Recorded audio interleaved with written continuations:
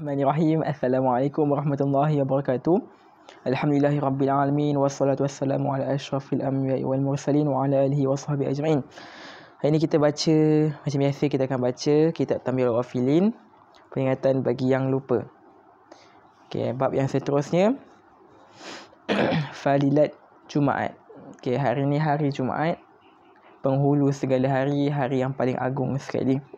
Ini kita baca Fadilat Jumaat, kelebihan hari Jumaat. Okay. Abu Laid As-Samarkandi meriwayatkan dengan sanadnya dari Aus bin Aus radhiyallahu anhu berkata, Rasulullah SAW bersabda, sesungguhnya yang utama di hari-harimu ini ialah Jumaat. Di dalamnya terjadi Nabi Adam dan di hari itu juga ia mati. Dan hari itu akan ditiup sangkakala dan pada hari itu akan mati semua makhluk. Maka berbanyaklah membaca selawat padaku, kerana selawatmu itu dilangsungkan kepadaku. Sahabat bertanya, Ya Rasulullah, bagaimana selawat kami langsung kepadamu, padahal engkau telah rosak habis? Nabi SAW bersabda, dapat kamu berkata aku akan rosak? Sesungguhnya Allah telah mengharamkan atas bumi untuk makan jasad para Nabi-Nabi AS.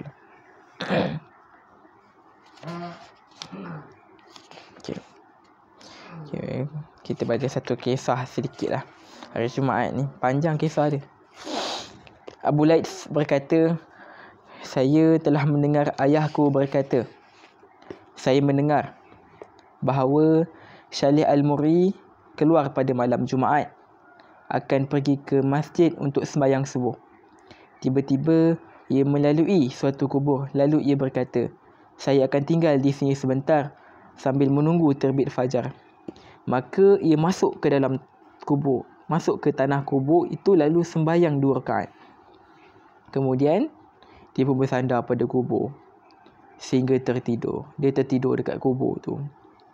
Tiba-tiba dia tertidur, dia mimpi orang-orang di dalam kubur itu semua keluar dan duduk berkerumunan bersembang-sembang. Lalu ada pemuda yang berpakaian kumal duduk sendiri dengan sedih. Kemudian tidak lama datang talam-talam yang tertutup dengan sapu tangan. Dan tiap orang dari mereka setelah menerima talam itu masuk kembali ke dalam kubur, sehingga tinggal pemuda itu sendirian, tidak dapat apa-apa. Lalu ia berdiri sedih hati akan masuk ke kuburnya. Maka saya tegur, hai hamba Allah, mengapakah saya melihat engkau sedih, dan apakah yang aku lihat di bawah orang-orang itu? Jawabnya, hai Syalih Al-Muri, apakah engkau melihat talam? Jawabku, ya. Apakah itu? Jawabnya, itu kiriman dari orang-orang hidup kepada orang yang mati, berupa sedekah atau doa mereka. Maka dihantar pada malam Jumaat, dan saya ini seorang diri sin. Saya dibawa oleh ibu berhaji, tetapi ketika sampai di Basrah, saya meninggal dunia. Lalu ibuku kahwin lagi dan tidak mengatakan kepada suaminya bahawa ia mempunyai anak, dan ia telah lalaikan oleh kekayaannya sehingga tidak dapat ingat padaku sama sekali. Maka alangkah sedihnya aku kerana tidak ada orang yang mengingati aku sesudah matiku. Syalih bertanya, di manakah rumah ibumu? Lalu ia menyebut rumah ibunya. Dan ketika pagi, saya langsung mencari alamat yang disebutkan kepadaku itu, sehingga saya mendapatkan. Lalu saya minta izin dan saya sebut bahawa saya Syalih Al-Muri. Maka setelah saya diizinkan, saya berkata kepadanya, saya ingin bercakap sekira tidak terdengar oleh orang lain. Lalu saya mendekat kepadanya sehingga tidak jauh antaraku dengan kecuali tabir. Lalu saya tanya, Yarhamukillah, apakah engkau mempunyai anak? Jawabnya, tidak. Saya bertanya, apakah pernah dahulu mempunyai anak? Lalu ia menarik nafas berat sambil berkata, dahulu saya ada mempunyai anak muda dan telah mati. Lalu saya ceritakan padanya riwayatnya hingga ia menangis dan bercucuran air matanya ke pipinya. Lalu berkata, benar, Itu anakku yang pernah berada di dalam perutku dan meminum susuku.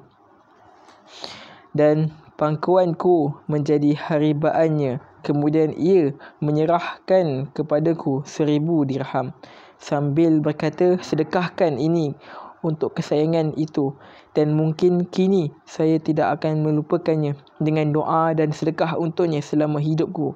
Lalu saya sedekahkan wang 1000 itu, dan pada Jumaat berikutnya saya pergi ke kubur. Lalu sembahyang 2 rakaat. Kemudian bersandar ke kubur hingga tertidur. Tiba-tiba orang-orang kubur keluar.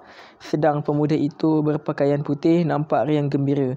Kemudian ia datang kepadaku dan berkata, "Hai Syalih Al-Muri, semoga Allah membalas kebaikan kepadamu atas pertolonganmu padaku. Hadiah telah sampai padaku." Lalu saya bertanya, "Apakah kamu mengetahuinya?" Bahkan mereka menyambut dengan ucapan, Selamat datang hari yang baik, yakni hari Jumaat itu. Okey, itulah kisah yang panjang bahawa Syalih Al-Muri ni pergi satu kubur, dia solat 2 rakaat, lalu dia tertidur. Bila dia tertidur, dia bermimpi ada orang-orang kubur, ada ramai berkumpul sekeliling dia. Lalu lepas tu Syalih Al-Muri ni tengok ada di antara ramai-ramai tu ada seorang tu dia tinggal sedih termenung je. Yang lain-lain tu semua tinggal pegang satu amalan yang mana orang-orang yang mendoakan, memberi Al-Fatihah dan sebagainya. Kita baca Al-Fatihah, kita baca doa untuk orang kubur, semua akan sampai kepada mereka. Tapi Syalih Al-Muri ni orang-orang bila dia mati, orang-orang tidak mengingati dia.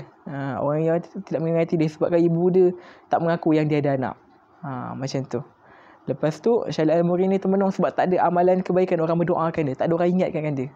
Lepas tu dia seorang-seorang. Lepas tu Syalih Al-Muri ni menceritakan apa yang diceritakan oleh si mati ni kepada ibu dia.